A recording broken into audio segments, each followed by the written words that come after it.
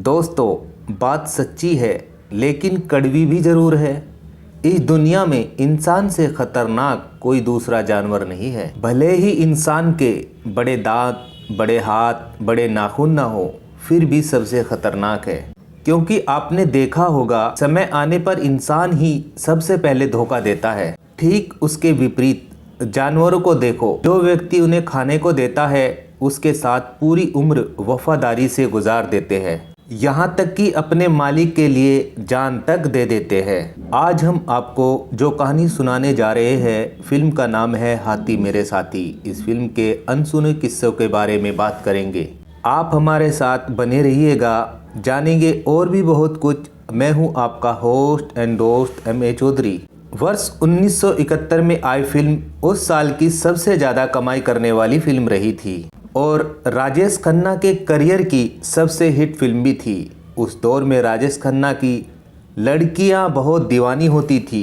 ना जाने कितनी लड़कियों ने राजेश खन्ना को खून से लिखी चिट्ठी उनके घर पर भेजी थी। उनकी कार को चूम चूम कर लड़कियां लाल कर देती थी। और तो और आलम यह था, जहां से राजेश खन्ना की कार गुजरती थी, उनके पहियों की धूल को लड़कियां अपने मांग का सिंदूर बना लेती थी।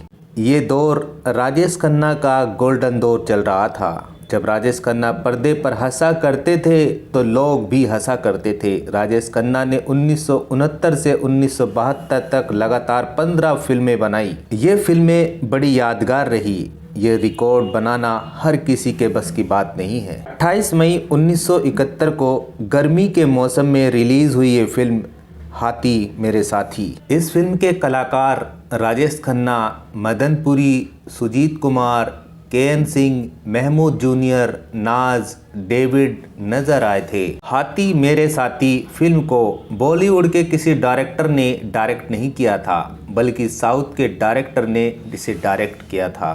फिल्म की कहानी लिखी थी और प्रोड्यूस किया था सेंडो MM चेन्नप्पा ने।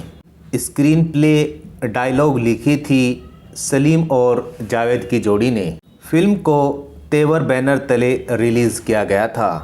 म्यूजिक था लक्ष्मीकांत प्यारेलाल का, आवाज़ दी थी लता मंगेशकर, किशोर कुमार, मोहम्मद रफ़ी और टोटल 6 गानों से इस फिल्म को सजाया गया था। एल्बम धमाकेदार रहा था। आज भी इन गानों को उतनी ही शिद्दत से सुना जाता है जितनी शिद्दत से जब रिलीज की गई थी। बजट और कलेक्शन की बात करें तो इस फिल्म का बजट था 70 लाख रुपए और 3.5 करोड़ रुपए की इस फिल्म ने इंडिया में कमाई की थी और फिल्म ब्लॉकबस्टर साबित रही।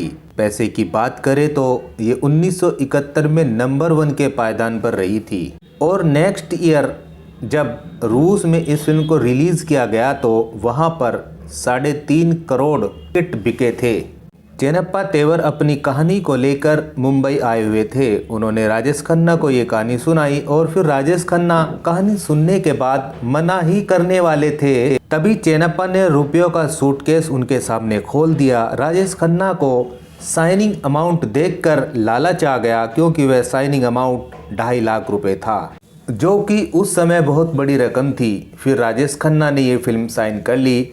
राजेश खन्ना को उस समय पैसों की सख्त ज़रूरत भी थी, क्योंकि उन्हें एक बंगला खरीदना था। उसके लिए उन्हें पैसे की ज़रूरत थी। ये बंगला राजेंद्र कुमार जी का था। उन्होंने ये बंगला इसलिए बेचने को सोचा था क्योंकि वे जब से यहाँ पर शिफ्ट हुए थे, उनकी कोई भी फिल्म सुपरहिट या हिट नहीं हो रही थी और उन्होंने इसकी कीमत मात्र 4.5 लाख रुपए रखी थी। इसीलिए राजेश खन्ना को एक बंगला काफ़ी पसंद भी था और सस्ता भी था। उन्होंने राजेश खन्ना जी से बंगला खरीद लिया। फिल्म भी बड़ी हिट रही और सुना जाता है कि राजेश खन्ना को इस फिल्म के लिए 9 लाख रुपए मिले थे। बंगले की कीमत आज 100 करोड़ रुपए है।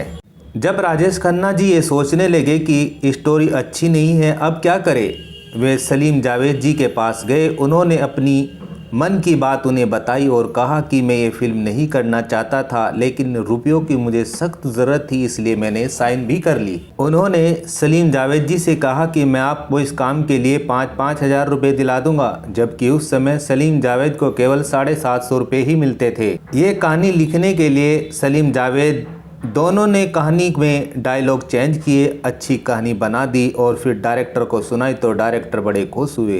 इस कहानी का एक किस्सा और है। जब चेन्नप्पा ने ये फिल्म दोबारा तमिल में बनाई तो सुपरहिट हो गई।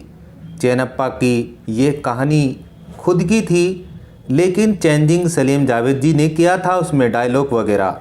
तो ये चेन्नप्पा ने सभी क्रेडिट खुद को ही ले लिया। उन्होंने सलीम जावेद जी को कोई भी क्रेडिट नहीं दिया। फिर सलीम जावेद ने उनके साथ लाइव में कभी काम नहीं किया। दोस्तों, आपको ये फिल्म के किस्से कैसे लगे ज़रूर बताना, और यदि आपने ये फिल्म देखी हो तो सबसे पहले अपने ये फिल्म टीवी या सिनेमा घर या मोबाइल पे कहाँ देखी थी, कमेंट बॉक्स में ज़रूर बताना। यदि आपको हाथी मेरे साथी के ये किस्से पसंद आए हो तो वीडियो को लाइक और चैनल को सब्सक्राइब भी कर देना। अब हम आपसे इजाज़त चाहते हैं, फिर मिलेंगे कैसे ही कहानी किस्से को लेकर। तब तक के लिए धन्यवाद।